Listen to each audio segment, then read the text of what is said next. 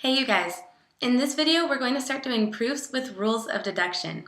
So before we get started, you should have your book out with the page open to the rules of deduction. That's in the second half of chapter 10. And you should also have your handout out that I made for you. It's on Blackboard. There's a PDF. You can either print it out or you can try to fill it in on your computer if you have a PDF writer that you can write on that document, or you can handwrite it out, which is really what I would suggest doing because I think that's the best way to learn.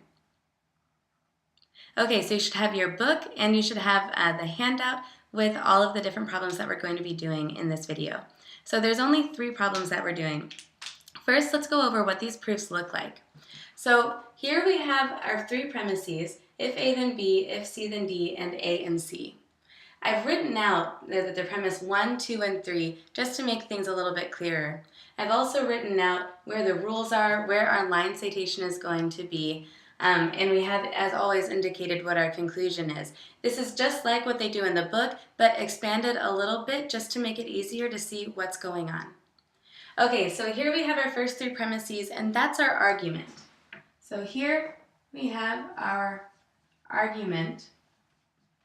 And at the bottom, as you know from the reading, this symbol with the 3 little dots indicates that this is our conclusion. So this is another way that we can indicate that we're seeing the conclusion of the argument. In this case, the conclusion is B and D. So these 3 little dots indicate our conclusion. And all of this stuff indented in the middle, that's our proof. So here is where we're going to write out our rules of deduction that allow us to deduce the conclusion from the premises.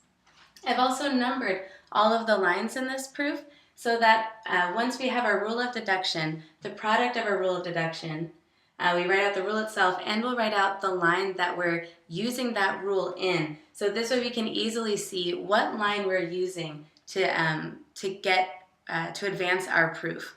So in whatever rule we're going to use in line 4 is going to have something to do with the information in line 3.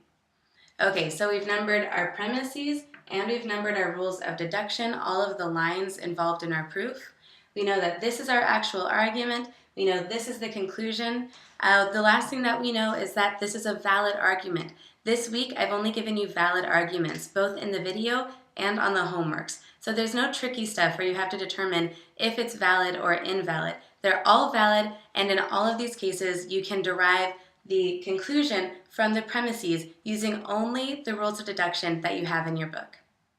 Okay, let's get started with this proof, and we're going to move through these kind of quickly, but we're going to pause at each point for you to look in your book and determine what we're filling in each of the blanks in the proofs on your handout.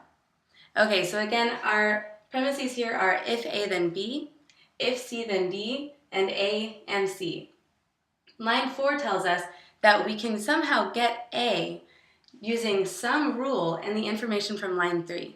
So what rule of deduction allows us to deduce A from only A and C? Simplification allows us to deduce A from A and C. So in simplification, we can get, we know that if we have a conjunction, we can isolate each of its conjuncts.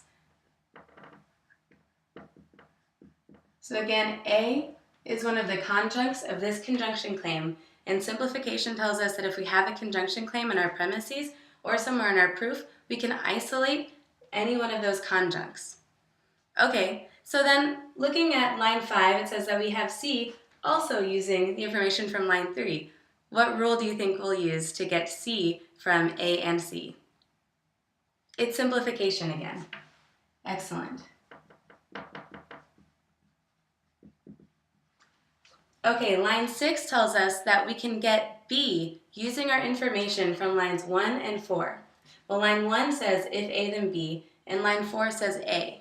What rule of deduction allows us to derive B when all we have is if A then B and A? Modus ponens. Okay, so we know that modus ponens allows us to get B from the conditional if A then B and A. All right, line 7, we have D using only information from lines 2 and 5.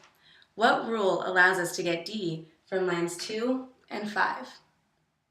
It's modus ponens again. This is a nice, simple first argument, or first proof for an argument.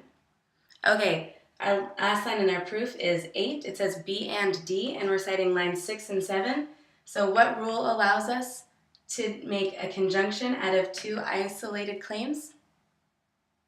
Conjunction. All right, so we have conjunction as the rule that allows us to say B and D from lines 6 and 7. Here, now we have our conclusion. We've shown that we can get from, with these premises, to the conclusion using only different rules of deduction. So we just can discharge our conclusion, we can write it here, and say that we're done with this proof. All right, great job. Our next proof is going to be a little bit more complex, and the third one a little more complex after that.